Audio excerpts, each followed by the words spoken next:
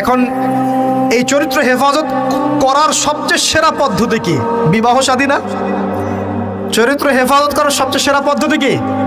কারণ মানুষের যৌন চাহিদা আছে, ভালোবাসার প্রয়োজন আছে, আর স্ত্রীর দরকার আছে। মানুষের মধ্যে সবচেয়ে বেশি আকর্ষণ দেওয়া হয়েছে কার প্রতি? নারীর প্রতি। অতএব একজন পুত পবিত্র নেককার মেয়ে আমি চাই, তাই কিনা? আমরা সবাই চাই। এখন এ কারণে এই হাদিসের মধ্যে এটা নেবেন, ওই দুজন মানুষ কোন দুজন? দুজন ছেলে ছেলেও হতে পারে, দুই মেয়েও হতে পারে, আবার ছেলে মেয়েও হতে পারে, যারা একে অপরকে ভালোবাসে। কার জন্যে? মানে পবিত্র ভালোবাসা, অপবিত্র জেনা নয়, পবিত্র ভালোবাসা, এবং মিলিত হয় আল্লাহর জন্যে। বিচ্ছেদ ঘটে কার জন্যে? আল্লাহর জন্যে। আপনি স্ত্রীকে বাসায় গিয়ে তার সাথে মহব্বত করছেন, আল্লাহর জন্য মিলিত হচ্ছেন, তাই না? আবার যখন আপনি দিনের জন্য বা দিনের কোনো কাজে বা ভালো কোনো কাজে রিজিকের সন্ধানে বের হয়ে যাচ্ছেন, আল্লাহর জন্য ছেড়ে চলে আসছেন, তাই না?